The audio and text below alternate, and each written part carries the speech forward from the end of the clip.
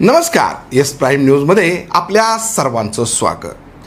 पंढरपूरच्या लखन जगताप आणि त्याची आई सुरेखा जगताप या दुहेरी हत्याकांडाच्या घटनेला आता 23 दिवस उलटले, पण या दुहेरी हत्याकांडाची मर्डर मिस्टरी उघडण्यात पोलिसांना अजून तरी यश आलेलं दिसत नाही। त्यामुळे स्थानिक नागरिकांमध्ये पोलीस कमी पडतायत का मारेकरी बुद्धिमान आहेत अशा विचाराने भीतीचं वातावरण पसरल्याचं दिसून येतंय।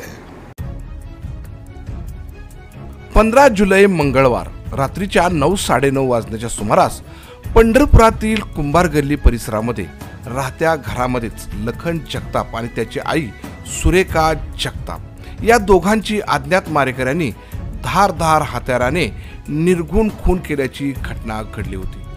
त्यानंतर पंढरपूर शहर पोलिसांनी काही वेळातच शहराची नाकाबंदी करत तपासाला वेगाने सुरुवात देखील केली होती। मात्र सुरुवातीला या खुनाची आणि या खुनामागची पार्श्वभूमी माहीत नसल्याने पोलिसांना देखील कोणताही सुगावा लागला नव्हता। कारण लखन जगताप हा तरुण आपल्या आई वडिलांसोबत राहत होता।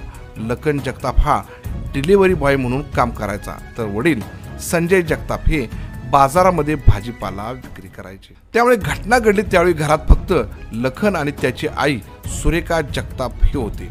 मारेकरी अचानक आले, दोघांवर धारदार हत्याराचे एकामागे एक घाव घालत दोघांनाही संपवले। मात्र या घटनेला आता 23 दिवस उलटले आहेत, तरीही पोलिसांना या घटनेतील मारेकऱ्यांचा कोणताही सुगावा लागलेला दिसून येत नाही। वास्तविक या घटनेनंतर मारेकऱ्यांनी लखन जगताप आणि त्याची आई सुरेखा जगताप या दोघांचाही मोबाईल सोबत घेऊन गेल्याचे समजते। त्यामुळे हा मर्डर अगदी सुनियोजित कट होता हे नक्की, कारण या मोबाईलमधूनच पोलिसांना तपासाचे धागेदोरे सापडणार होते। त्याचबरोबर हे मारेकरी कोणत्याही सीसीटीव्ही फुटेजमध्ये आल्याचं दिसून येत नाही। त्यामुळे मारेकऱ्यांनी किती कोल्ड माइंड प्लॅनिंग केलं असेल हे दिसून येतं।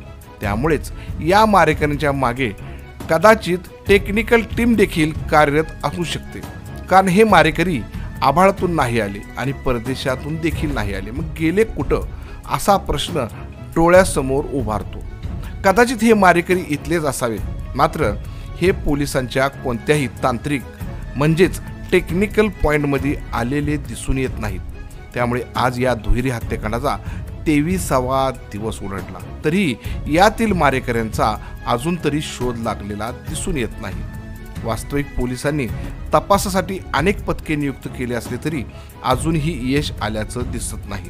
त्यामुळे पोलिसांचे लंबे हात मारेकऱ्यापर्यंत कधी पोहोचणार असा सवाल स्थानिक नागरिकातून होत आहे।